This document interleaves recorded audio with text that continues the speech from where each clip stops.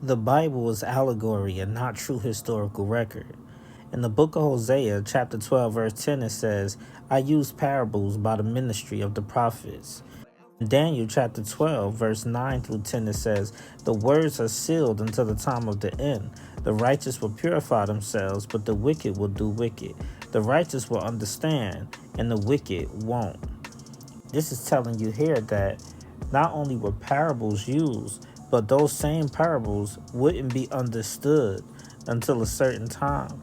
And not only that, but at that time, only those who do righteously will understand, and those who do wickedly will not understand. So you got people reading these parables or trying to interpret these parables, but they're only to be interpreted based on your ability to do or be righteous. That's interesting. So your own perception will determine the way you interpret these parables. So they'll see the same thing through the lens of their own heart. And that lens determines how they interpret the words of the book. So you really got to ask yourself then, how are you interpreting it? Are you interpreting it based on what somebody told you or taught you? And if so, what is the lens of their heart? Now, before I go further, I'll say this. Yahweh is the source. Yahweh is the one, the source, the creator. And I'm going to explain why. Because, first of all, in the name Yahweh, Yod, Hey, YHWH, we have Y being the cause, the first H being the effect, W being the condition, and the last H being the last effect, the overall effect. And these are the steps to causality. And with the two Hebrew words, Haya and Ewa, coming together to make Yahweh. And Haya being to exist, and Ewa being to desire. So together you have desire and manifestation in this name. And this is the same with causation. Cause and effect. The cause is the desire, the effect is the manifestation. And the Most High tells us that He gives us the desires of our hearts when we delight in Him. In Psalms 37:4, delight yourselves in Yahweh, and He will give you the desire of your heart. Now, think about that. Understanding, what His name is. Delighting yourself in causation. So this would be like, being happy in all that you think, all that you say, all that you feel, all that you do. Because those thoughts, actions, words, and emotions, those are all causal seeds. So if you're always feeling good in those things, and even if there were a time or an occurrence where you didn't feel good, to have the ability to transmutate that energy to a good feeling or a good thought, a good word, a good action, that is a causal seed being replanted. So that's delighting yourself in Yahweh to receive the desires of your heart, the true desires of your heart, and not the pain of your heart. You don't want to receive more of that, but you do receive more of that when we don't transmute those thoughts, those words. So what does it mean when Yahweh is causality? So, like I said, the causal seeds of the heart's expression, but that lens of the heart is now what you see the word through, is now what you see the world through, that lens of your heart. Uh, is it delighting in causation? Is it delighting in causality?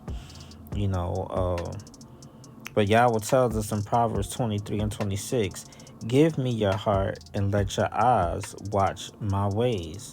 So let the lens of your heart be Yahweh. So at the lens of your heart, right? Before every thought, before every word, before every action, before every deed, let you consider causality. Let you consider what this thought is going to contribute to your life and the life of others. This word, this action, this emotion, how is it going to ripple out and create your experiential reality? So that's something to ponder on. And so we must look beyond the surface to just say, right here and in this moment, or look beyond the surface and say, oh, well, forget all of that. I'm just going to, I'm just going to say, and look beyond our own self and see how this affects others, because in Isaiah 55, 8 through 9, it tells us, my thoughts are not your thoughts.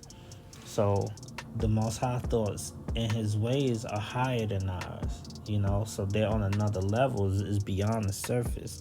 That's why we have to, look through the lens of Yahweh on our hearts so that we can see beyond the surface of the parable, to see the underlying messages that the Most High has there for us. The parable of Yahweh's word, the living word.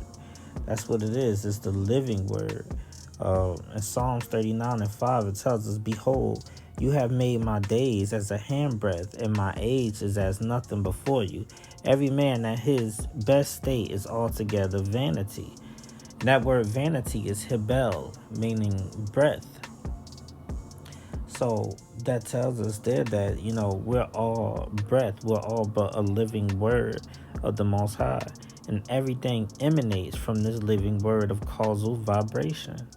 Wisdom of Solomon, chapter 9, 1 through 2 tells us, O Elohim of my fathers, who has made all things with your word and ordained man through your wisdom.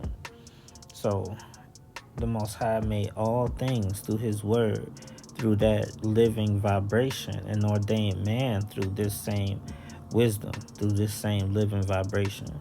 So, there you go there. So it's that word that we're able to interpret, that we're able to, reveal once we align our hearts with divine causation.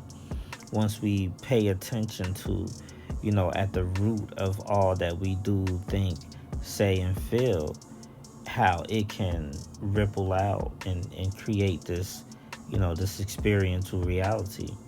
So once we consider that, then we align ourselves with the living word, and we can interpret our experiences as a living parable. We can interpret the scriptures as this living parable, and we're able to see what was hidden from us, what was sealed from us, because now we're looking through it, looking at it through this causal lens. Proverbs chapter 8 verses 1 through 4 says, does not wisdom cry unto you, O men? I call in my voice to the sons of man. So the Most High, through wisdom, saying He's calling in His voices to the sons of man.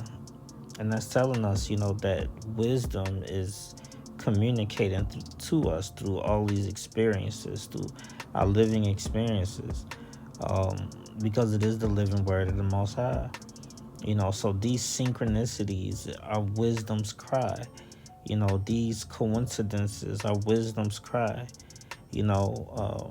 So let's consider that when having experiences, and see how the Most High is speaking to us through these experiences with underlying messages, and align ourselves with causation,